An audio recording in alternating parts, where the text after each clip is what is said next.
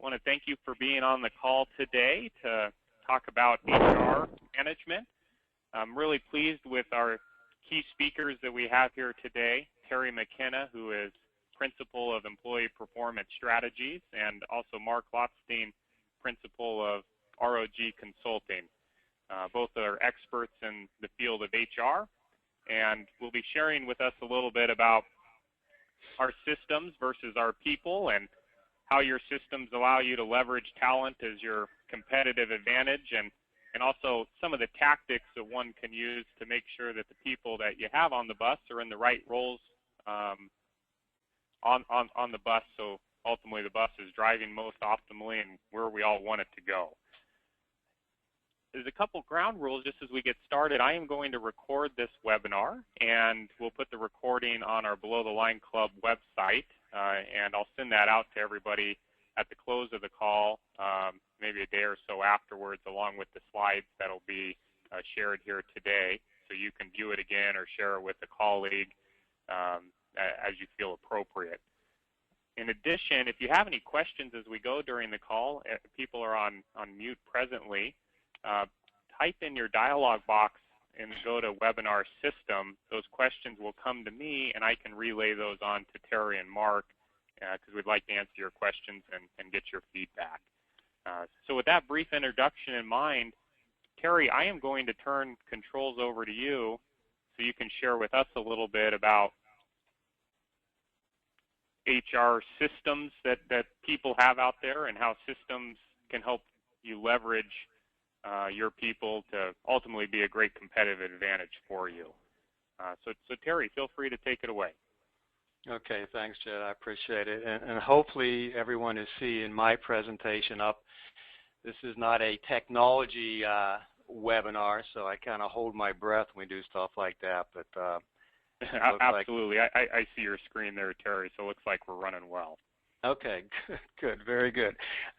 It's gravy from this point forward. Well, listen, everybody, I appreciate the opportunity to spend a few minutes with you this afternoon and talk about just, a couple ideas that can help you profitably move your business forward from a people standpoint and just from an organizational structure standpoint. How do we get greater production out of our workforce? What I'd like to talk with you about today is just three things, and three things only. One is I want to talk about the talent that you have in your organization. Secondly, alignment. How do we properly align that talent within your organization? And the third thing I want to talk to you about is HR, human resources, specifically the role of HR within each of your respective organizations. All of you on this call today are highly successful, and the fact you're even taking time out of your busy day to be on this call demonstrates to me that you have a growth mindset and that you want to get better. You're looking for ideas on how to improve and profitably grow your business forward. But see, I guess my point of view is I believe you already have those answers and ideas in your head. So what I'd like to do is just try to unlock some of those answers that you may have in your head, maybe some situations that you really never thought about before. And I'd like to do that by asking some questions. And these are questions I just, hopefully by design, will make you sit back and ponder a little bit. And I would challenge each of you, and this, you're already investing an hour today. When the presentation wraps up, I would take an additional 10 more minutes and just think about some of the things that we discussed today. Rather than, get off the phone and start making the phone calls and do the things that you planned today.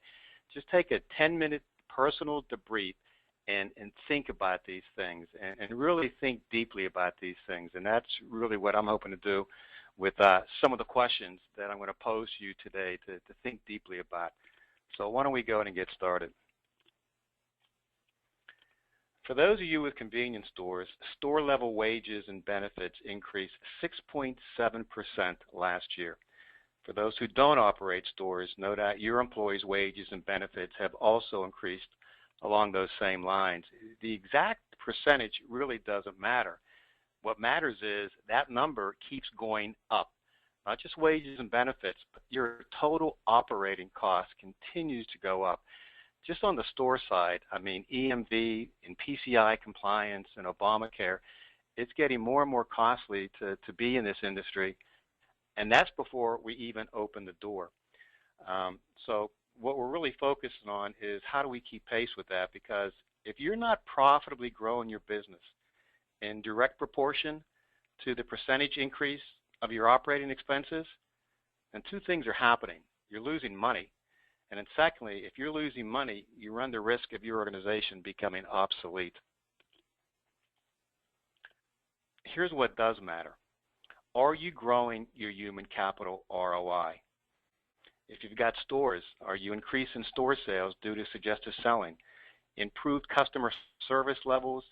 If you're in the lube and the fuels business, are you getting new customers, and are you getting more from your existing fuel and lubes customers? Transport divisions, are we squeezing all the expense out of that division?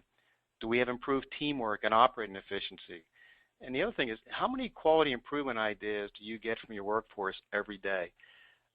Toyota is a great example. Toyota, they on average, they get about 200,000 quality improvement ideas from their frontline workforce, the folks who are down on the line making the calls, the cars every day. One year, Toyota actually had 500,000 ideas in 1 year on how to improve the business. Little things.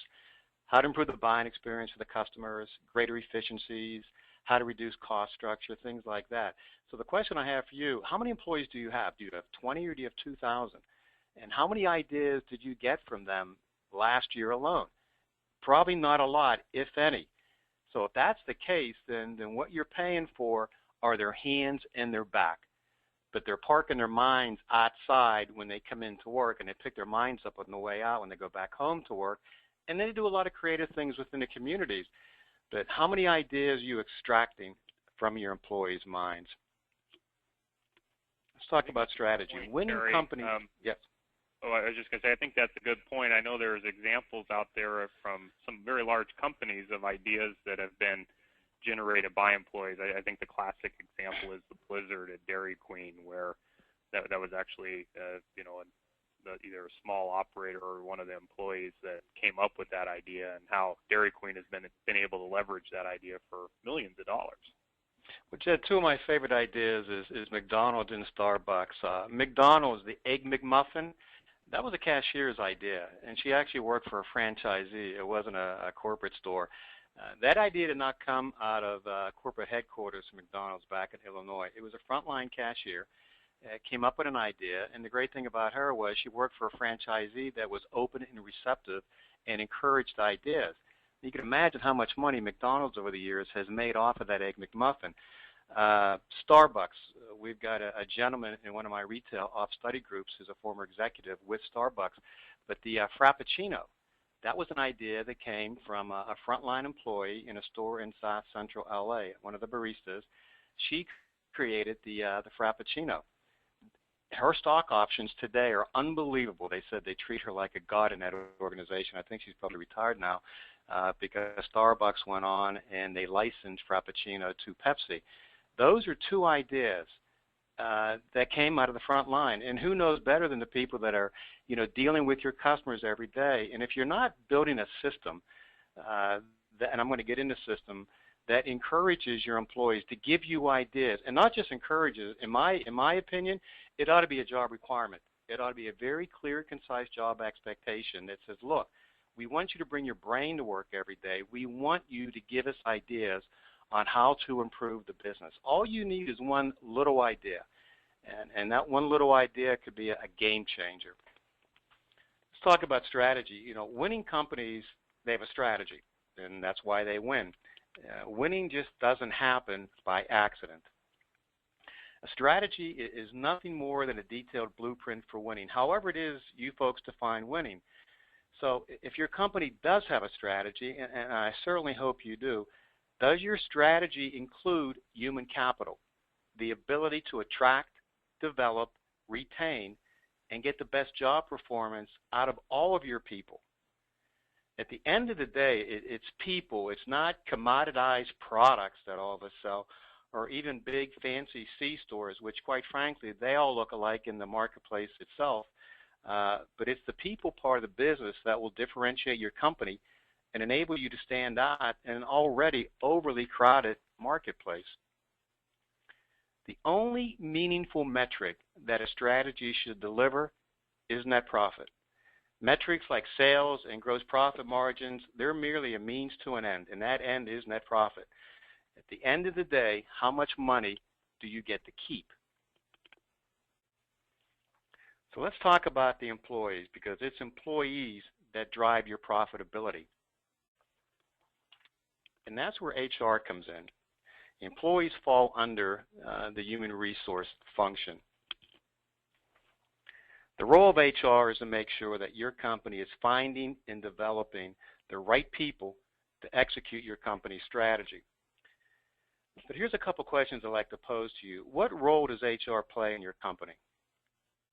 What is the perception of HR in your company? Is HR considered staff, or are they a strategic partner?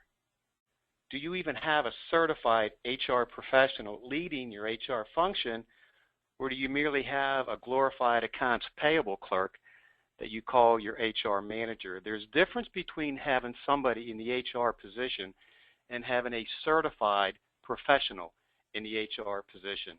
So if you've got somebody who has the job title, HR manager, HR director, whatever you call them, if they're not certified, you're missing a massive opportunity out there today. And quite frankly, I don't know how an organization can function today, one, without an HR function, two, without a certified professional in that position. Kind of view HR, if you will, this is how we view it in my company, is a two-sided coin.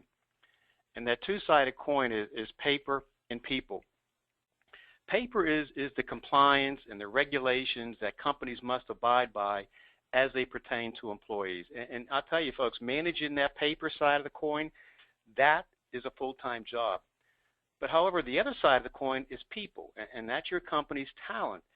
And unfortunately, this side of the coin, the people development side, this is the side that gets shortchanged because of all the paper on the other side of the coin.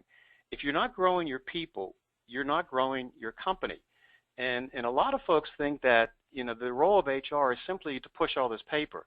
It's the onboarding, make sure we don't get, you know, sued with unemployment claims or discrimination, and it is all that. But I would hope if there's any takeaway from my presentation today is that you leave realizing HR is two-sided. It's a two-sided coin. And the question I would like all of the owners on the phone to ponder, are they developing the people side of the coin? Or are they just simply pushing the paper side of the coin? If it's just simply paper, you're missing a tremendous opportunity.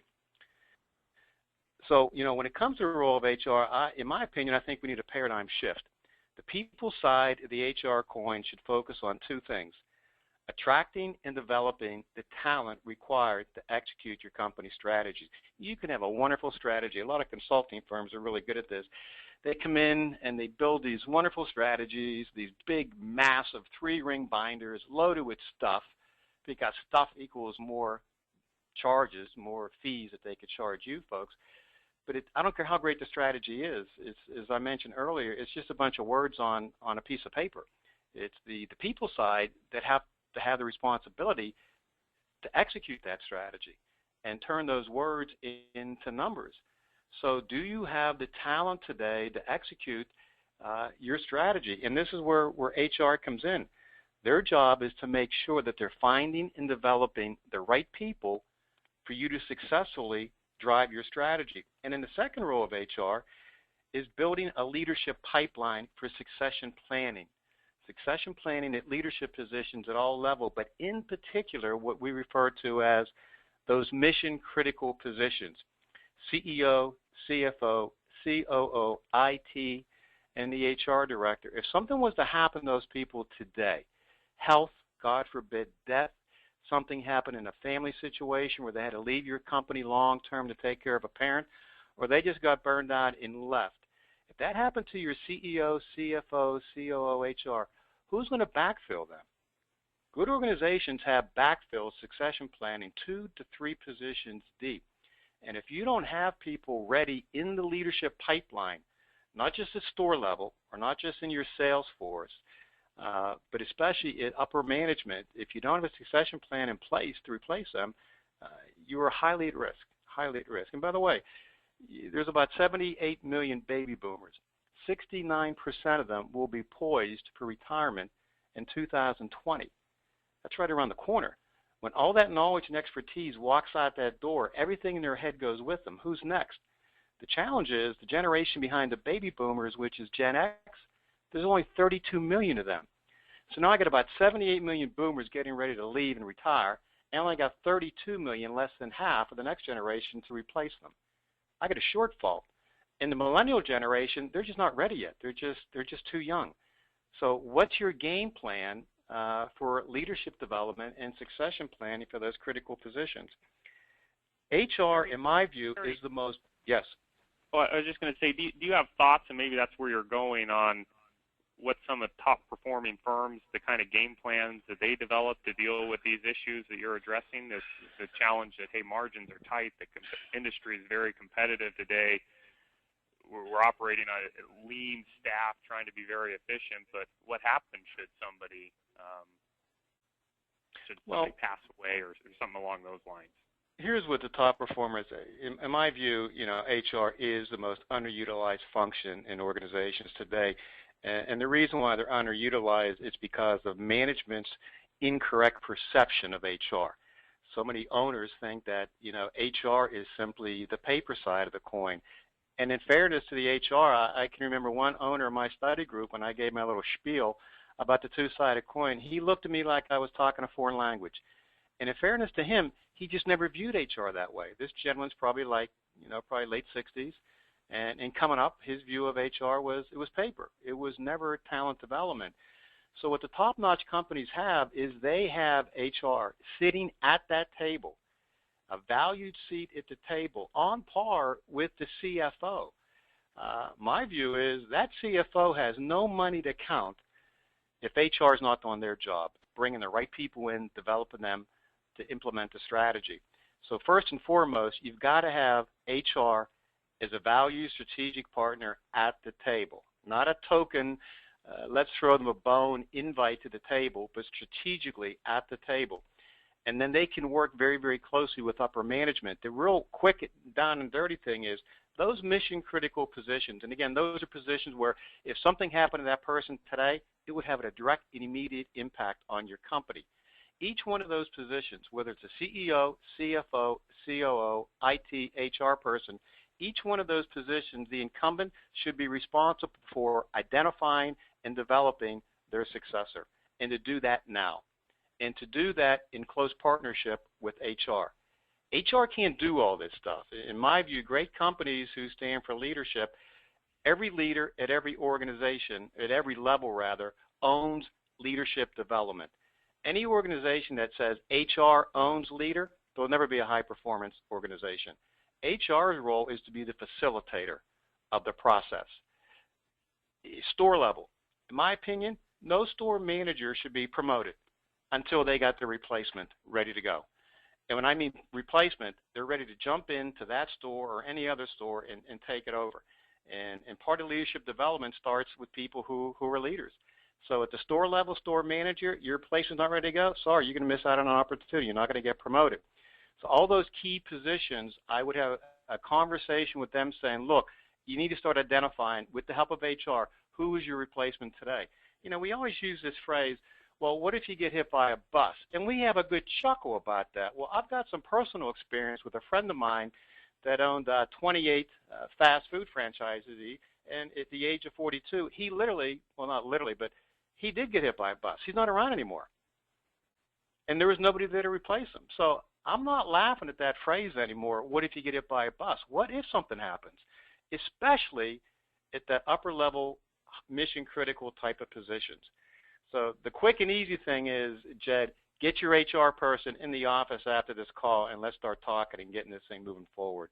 But like I said, HR is so underutilized, and it's not their fault. They've been trying to bang the door and get people's attention, but management, I think, has a misperception of what they could do. Let's move to alignment. In terms of aligning with your company strategy, the question is, Do you have the right people with the right skills and motivation in the right positions to execute your company strategies? And the other question is, are the skill sets of the people that you have running your company today, are they going to be the same skill sets to effectively and profitably run your company in the future? Those skills that your folks in leadership positions have today could be obsolete in 3 years. The one thing that we've learned is change is coming at us like light speed. So what are going to be the required skills and competencies of your leaders into the future? If your answer is, well, I'm not sure if I do have the right people in the right positions, then I would strongly suggest that you need to quickly figure this out because the future seems to be arriving much more quicker these days. Employees execute strategies, leaders drive strategies. Do you have leaders, true leaders, in leadership positions, or do you have non-leaders filling those positions? And do your current leaders possess, as I mentioned, the skill sets and strategic mindset required for the future? Again, if your answer is no or I'm not sure, you'll need to address this now, not when the future arrives, because then you're already behind the change curve. And I've seen organizations, the ideal, look at this industry. I have never seen so much change in this industry than I have in the last 18 months. And a lot of that is being driven by more demanding, more educated consumers, technology, and all the MLPs that we see out there today. So the change is coming very, very quickly. So we got to make sure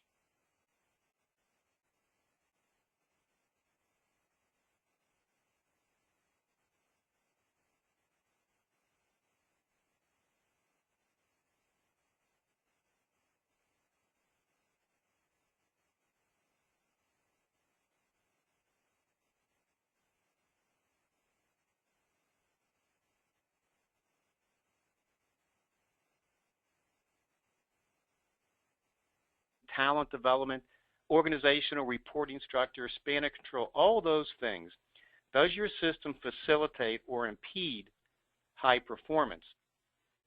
You may have the ability to attract great talent, but if they work in a dysfunctional system, I could assure you high performers, they're going to quit because they can't function in a dysfunctional organizational structure, or the system will downgrade them from a high performer to an average employee. And now they're on your payroll, and you're paying them for below average performance.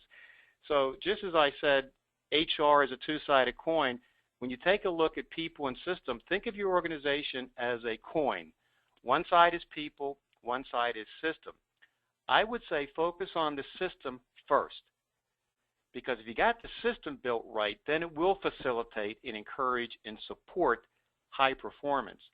But if the system is wrong, it's just we don't communicate well, the compensation's wrong, rewards and recognition, the structure, the procedures, the processes, all the things that need to get done in your organization, that's your system. Focus on that first, because then we can plug people into a very successful system. And the system is what we do. It's called organization design. So like I said, I'd focus on the people second. And that's going to be a shock to a lot of people. It's all about people. It is. But again, you got to have the right system for those people to perform in. So the question is, what kind of system does your organization have? Let me just kind of wrap up here so I can turn things over. Real quick, as a follow on that point you're making about the importance of having the right system, and if you have a dysfunctional system, it's going to throw a wrench in things. Given your experience with all the firms you've worked with, do you have examples of types of systems that can be dysfunctional and counterproductive, and maybe some examples of types of systems that can be functional? Yeah, the ones that are highly effective and not dysfunctional, alignment is the key word. And if you can visualize a pyramid, and let's work down, at the top of that pyramid is, what's the purpose of this organization? Why did the founder create this organization way back when? And then from the purpose, then you develop a vision. And the vision is nothing more, what do we aspire to be? And you're always pursuing the vision. You're never there. So now the vision is, this is what we want to become. We are always in a state of becoming. We are always in a state of renewal. That's the ultimate North Star, the destination. And then from your vision, you develop your mission. And the mission is nothing more than a very succinct statement of this is how we're going to achieve our vision. So you go from purpose to vision to mission, and then from your mission, you develop a very detailed strategy. And then once you develop your strategy, which is a very detailed, this is how we're going to achieve the mission, then you take a look at what type of people are going to be required to successfully execute this strategy, and then what kind of an organizational structure do we need to support this strategy. And then from there, you could build in all your systems and processes and procedures, because everything you build organizationally, the organizational structure, the bureaucracy, the reporting structure, the span of control, policies, procedures, compensation, benefits, rewards and recognition, communication, all those various pieces, you take a look at them and say, do all these pieces support the strategy, which supports the mission, which supports the vision, which supports the purpose? Organizations don't get it right, Jed. They're out of alignment. They're off doing things. It's like, first of all, you don't even have a strategy. When I talk to people sometimes saying, do you have a strategy? They say, yeah, I got a strategy. So what is it? Make more money. That's not a strategy. It's a hope, or it's get bigger. Once again, that's not a strategy, it's a hope. And synergy in and of itself is not a strategy. A strategy is very detailed, written. It's how you win in the marketplace. That's all a strategy is. It helps you win, however you decide what winning is. You determine that. But it's having alignment within the organizational structure, and it starts from the top of the pyramid all the way down. When you have tight alignment, you make a lot of money. Things get very efficient that way. And let me leave you with three things. I started this presentation saying I'd like to talk about three things. Let me end by giving you three challenges. One, as I mentioned earlier, I'd like you to think deeply about some of the things that I discussed. And hey, when you think deeply about it, if one of those thoughts is, you know what, I think he's full of crap, that's fine. At least you thought deeply about it. And that's all I'm asking you to do is think deeply about some of the things that I presented. That was my whole objective here. And here's what I'd like you to think deeply about. Employee ROI. It's not about showing up. It's about consistently producing results at a high level. Are your employees performing at optimal levels? Are they performing to their potential? If the answer is no, then you're not getting the bang for your buck. And are they performing? What we've seen is sometimes employees, they perform just enough to get by. You can't afford that luxury anymore. And I tell you what, for those of you who have stores, what's the expectation of a cashier? Show up, be in uniform, don't steal. That's it. That's our expectation. And I realize if they show up sometimes, that in and of itself is a win. You got to raise the expectations. We always get what we expect, but you got to raise the level of expectation in their performance, because your competitors are forcing you to do that. The second thing is the role of HR. Are they staffed, or are they a strategic partner? And when I mean a strategic partner, I mean a valued seat at the decision-making table on par with your CFO. And I'd like you to think about the system. Does your organizational system, how you get things done, the policies, procedures, the processes, all those things, does that system facilitate or does it impede performance? Here's a good thing where a system's out of whack. An organization can talk about teamwork, teamwork, teamwork, teamwork, but the rewards and recognition program acknowledges and recognizes individual performance. Well, how does that make any sense? You're preaching teamwork, but you're rewarding individual performance. It's out of whack, it's out of line. Nothing's consistent like that. Albert Einstein once was quoted as saying, nothing happens until something moves, so the choice is yours. You could choose to remain in the crowded fishbowl, which is symbolic of the hyper-competitive marketplace that you all compete in today. And by the way, it's even getting more crowded with each passing day. Or you could choose to take action, systematically organizing your company in the direction of differentiating yourself. How do you stand alone from the crowd, both in the minds of your customers today and tomorrow? And that's the great thing about life. We all have choices.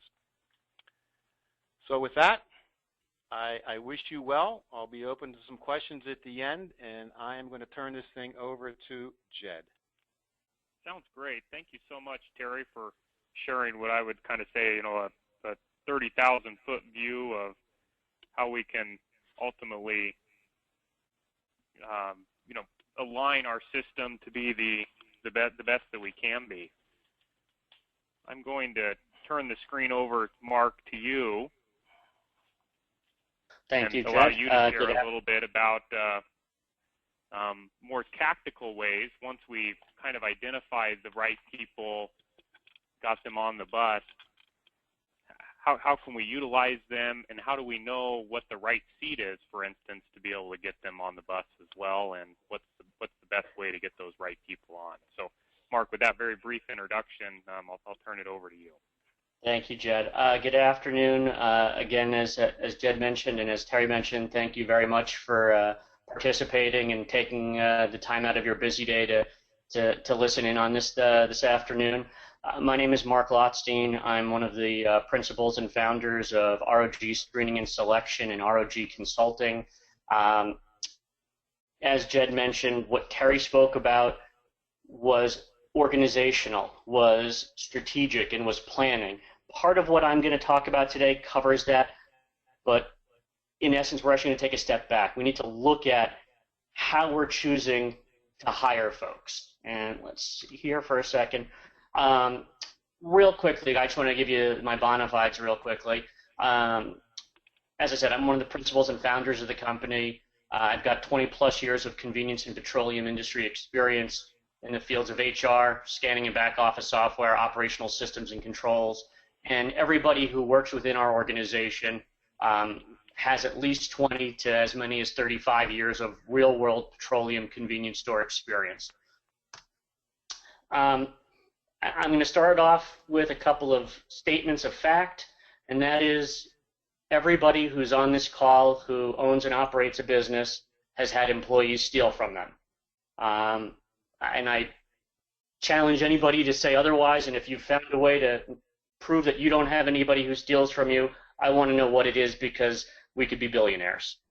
The sad fact that comes after that is that not everybody runs background checks. And, you know, in fact, that number is less than 50% of non-governmental businesses that are running background checks today. My hope is that everybody on this call is running background checks, and what we're going to talk about is refining those background checks, ensuring you have the right data, ensuring that you're utilizing it appropriately.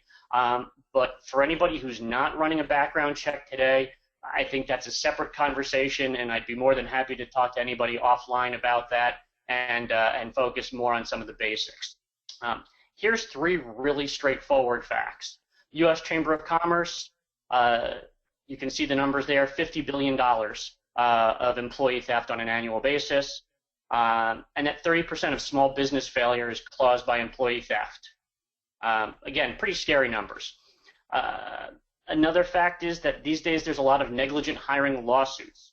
It's not just the fact of running a background check to make sure that the clerk isn't going to steal from you. It can also be that the guy who's driving a truck full of flammable liquid doesn't have a history of mental illness, potentially, or road rage, or whatever it may be, and then chooses to crash that vehicle into a building or whatever may happen, causing injury and potentially death. And you, the business owner or operator, could actually be sued because you didn't do your quote-unquote due diligence before hiring this individual. And lastly, and I think this is something we're all very well aware of, workers know to varying degrees the ins and outs of your business and how it works. Therefore, they are more able to steal from you than someone from outside of the organization. For folks that are not running background checks or running very basic ones, we find that there's typically three reasons. They think that they're too difficult to run, they're going to lose employees because they take too long to get answers, and that it's not worth the cost because there's a perception of a very high cost with background checks. In other cases, it's a concern about rules and regulations, state, federal mandates, what's allowed to be on an application, what they can ask, what they can't ask. And that dovetails in very well with what Terry talked about before, and I would echo his comments. A truly trained HR professional, and I don't mean to diminish anybody who's come into that role and learned it, you know, in the School of Hard Knocks, but primary organization known as SHRM is the certification organization out there, and there's PHR certified, SPHR certified. There's a lot of rules and regulations, state, federal, EEOC, Labor Department, you name it. And having somebody who's truly trained and certified really can make a huge difference there. And lastly, folks just don't realize how effective background checks can be in identifying troubling past history. So those are the three primary reasons, and we can to some degree address those today. Background checks don't take a lot of time or a lot of effort.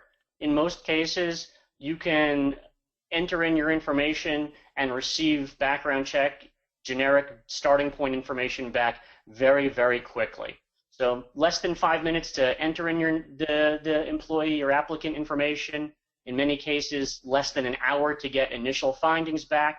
And then if you need to do more comprehensive searches, possibly 1 to 3 days. If you can't wait 1 to 3 days to make a hiring decision, we've got a different problem that needs to be addressed. I'd like to ask people, as Terry asked earlier, to have you think about stuff after this call. I'd like you to take a pen and a piece of paper and think about what the monetary cost is, what the time cost is of making a bad hiring decision. If it's a store-level clerk and they've stolen, what's the average dollar amount? We see a lot of different numbers out there. I'm hesitant to quote any numbers, but I think in that $5,000 to $10,000 range is certainly a good starting point. The time that's lost dealing with police, having to go to the courts and deal with trying to recover money and other aspects of it. What's the expense to hire a new employee and train them? How long does it take? How many extra shifts are you filling on the retail side of things? If it's a transport person, are you having to pay people overtime to fill in? Are you having to use an outside carrier, common carrier now because you can't staff all of your own trucks and you're losing profitability? So you need to take a step back and think about all these different components that go into a bad hiring decision. It's not worth it just to put a body in a role. It actually can be 5 and 10 times more expensive than taking a little bit of time, putting in a little bit of upfront dollars, and making sure you're hiring someone that's not going to come back to cause you harm. I'd like to take a couple of minutes and look at the different aspects or roles within hiring and screening. Based on the folks that I believe are on this call today, we're going to be talking briefly about retail, and by that I mean clerks, managers, DMs, and so forth, office staff, transport, and then if you have dealers. Some of the core search components that are out there, social security number, name and address information, nationwide criminal. And I'm going to stop on this one for a second because I think this is key. There is a very inaccurate perception in a lot of folks' minds that there's a nationwide criminal database. About 2 or 3 weeks ago, in fact, we ran into a situation. The fact is there are only 44 states that to varying degrees supply some amount of data for a nationwide criminal search. There is nothing from Wyoming. There is nothing from New York, Massachusetts, Maine, Vermont, New Hampshire, and New Hampshire. That's the 6. Other states are limited in the data that they are providing. Again, literally 2 to 3 weeks ago, we had a fairly large retail wholesale chain that came to us, and they had locations in New York, and they were interested in our services. And as we were doing some understanding of their current processes, they said, oh, well, we run a nationwide criminal search, and that's our starting point. And the first question that we asked them was, well, how are you handling your New York locations? And they said, what do you mean? They actually were not made aware by their vendor at that time that New York didn't supply data. So again, I just want to be very clear. If anyone out there is getting a nationwide criminal background check, it might be a lot less than you really think. The other searches that are listed up here, again, we're talking about different roles within the organization: motor vehicle, prior employment history, credentialing and licensing, education, workers' compensation. For any folks that have warehouses or folks that are doing heavier lifting, workers' compensation searches can be a huge value to you. Credit checks for dealers, we'll go into some more depth. Drug testing and personality assessments.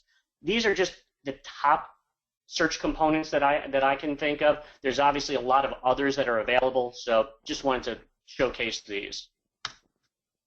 On the retail side of things, this is my recommendation out to you folks for where you want to start.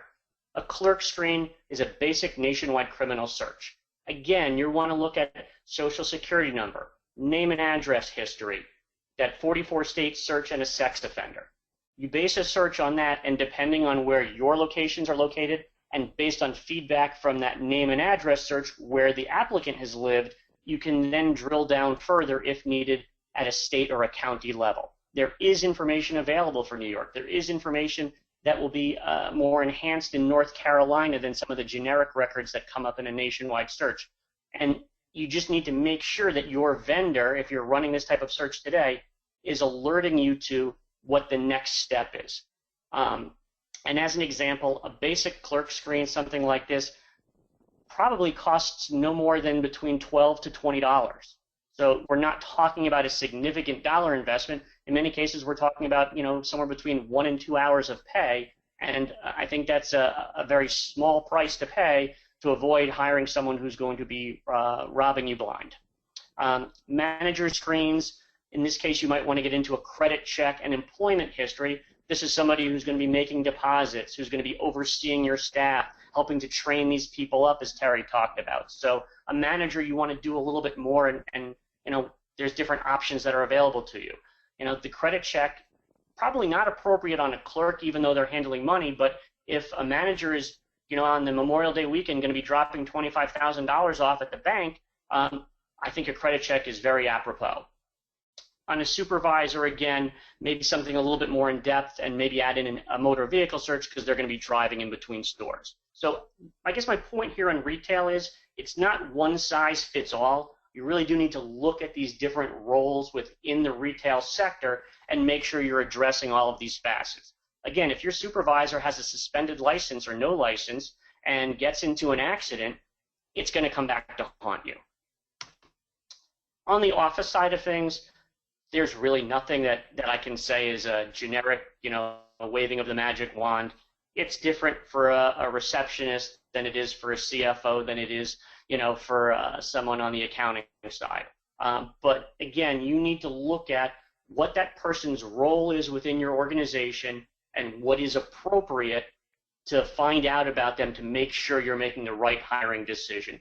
Again, the thought is it's so much more expensive having to replace somebody than it is to make the upfront correct hiring decision. On the transport side, you know, again, and I'm not sure what folks are doing what today, but criminal background checks, motor vehicle, drug testing, personality assessments. You know, we work with a lot of transport companies that get involved with, you know, mandated random drug testing, post-accident testing, and I'm sure some folks on this call today are aware or participate in a consortium for their drug testing. If you're not aware of what a consortium is, in many cases you can actually join in with a group of organizations and handle your random drug testing a little bit more effectively from a management standpoint and from a cost standpoint. Lastly, on the level side of things is the dealer. Again, a dealer is an investment in time and money. You want to make sure that the person you're hiring, or not hiring, that you're going to be signing a contract with is a good fit for you now and long term. A criminal background check is certainly appropriate, and obviously a credit check. I put that up there because we do on a pretty regular basis, both on the consulting side of the company and in the screening side, find out from folks that they're actually not running credit checks on potential dealers. Next area is drug testing. I think drug testing is important. Not everybody agrees with me, and again, I think it to some degree is role-based. We have some clients that drug test clerks. We have other folks that would never do that in a million years. It really is very much up to you and your organization and how you're structured, but there are options out there, be they saliva, urine, or hair. There's questions about on-site versus testing at a facility, a medical review officer or not. I do think that probably everybody on this call has folks within their organization or has groups within their organization that should be receiving pre-employment and possibly random ongoing drug testing. And again, back to something that Terry spoke about earlier, that would fall under the HR director or manager. That would fall back on however your handbook and policy manual is written. And that's something that I think, again, is very important to making sure your organization is running smoothly and effectively. Personality assessments. Jed and I were talking about this recently. I think this, again, also falls in very neatly with what Terry was talking about earlier about, do you have the right people in the right role? I don't know how many folks on this call are familiar with personality assessments, Myers-Briggs, DISC, PAIV, and some of those are some of the most known ones. 17 years ago, I thought personality assessments were a joke.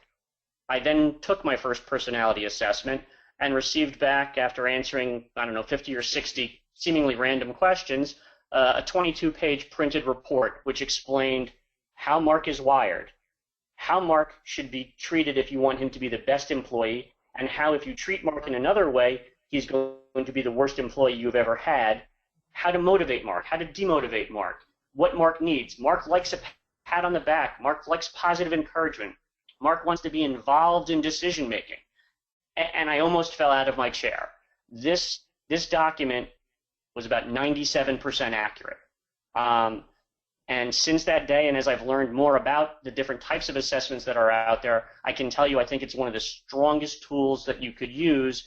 To Jed's comment earlier about figuring out where everybody should be on the bus, let's be honest. In many cases, folks on this call are probably in family businesses.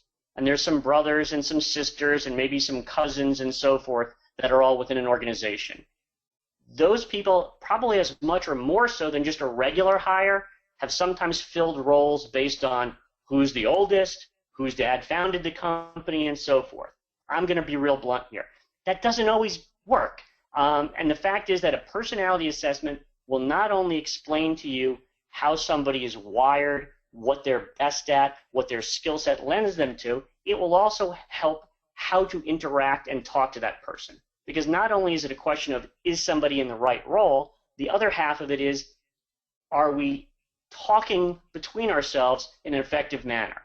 And a personality assessment is an unbelievably helpful tool in this area. And unfortunately, I can't give it enough time to discuss it today. But again, I would suggest anybody who's not using them today or hasn't learned a lot about them in the past, take a few minutes, Google personality assessments, give one a try. I think you'll be very, very pleasantly surprised on how helpful it will be determining who should be in what role, as well as how to best interact with members of the team.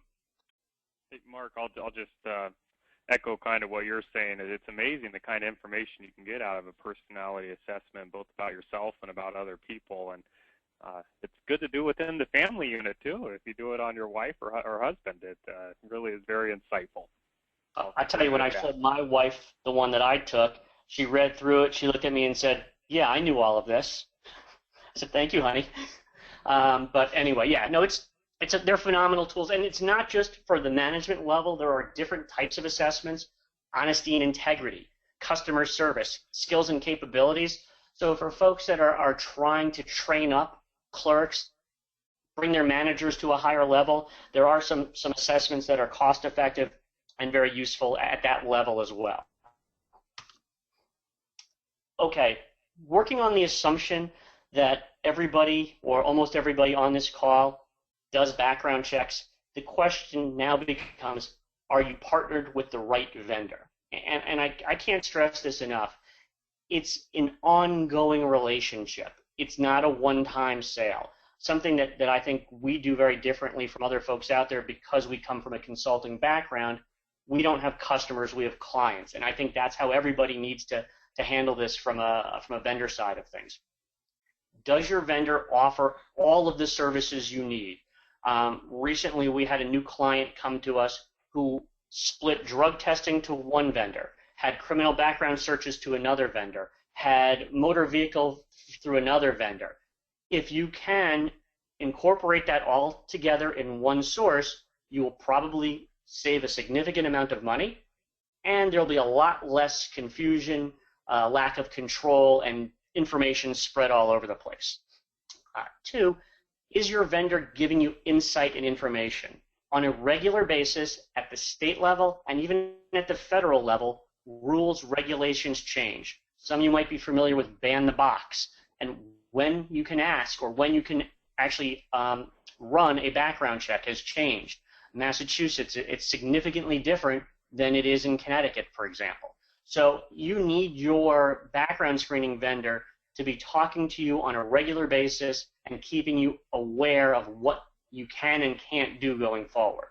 Obviously, customer service, turnaround time, and price. So just because you've been doing background screening with a vendor for a number of years, I would look at this like you do a Coke contract or like you do with your linens vendor. And, if not every year, then every 2 or 3 years, put this out to bid potentially. Look at who your other options are. If you're using ADP right now, they're a great company, but I'm going to tell you without a doubt, you're getting overcharged for background screening, and I'm going to be that blunt about it. There are better choices, there are less costly choices, there's more that's out there, and make sure you're getting the best that you can for your company. I did want to throw out there again, we've been doing this a long time. We really do have a good understanding of the industry. And these are some of the companies that some of you folks might be familiar with that are some of our clients when it comes to background screening. There was a lot to cover, not a lot of time to cover it in. I hope that I at least gave a reasonable overview. Last thought, please make sure that your background screening is centralized. Too often we find that either a store manager or a district manager is overseeing this. They're not staying consistent. They don't all have the same objectives and goals. You really, again, going back to having an HR manager, you want to have one person or one department that has a consistent, across-the-board process. Because one of the biggest issues that comes up in HR is it's all about being consistent. As long as you do it the same way every time, you're probably going to be okay. But when you have one manager or one district manager who thinks that smoking some pot is okay, and another one who wouldn't hire anybody who's ever had a drug offense, and somebody finds out about this, you probably will get sued. So consistency, having a standardized policy across the board is key. If anybody has any questions after this event, obviously you'll have our contact information. Be more than happy just to talk process, procedures, and options with you and see if we can be of any help. And again, thank you for everybody's participation today. Yeah, thank you, Mark, and Terry as well. Really appreciated hearing a little bit about kind of high-level strategies that we need to employ and how HR is an important component of the strategic plan of a business, as Terry said, on par with some of the other functions like finance and operations and so forth. And and then from Mark, hearing some more tactical kind of approaches on how we can get those right people on the bus and ensure we're getting them in the right seat on the bus at the same time to optimize our organization. As Terry and Mark both said, they'd certainly be happy to follow up with any individual comments or questions that you may have. And on that note, thank you guys for your time. Appreciate any feedback you have on the overall webinar itself, and hope you have a great day. Goodbye. Thank you. Thank you, folks.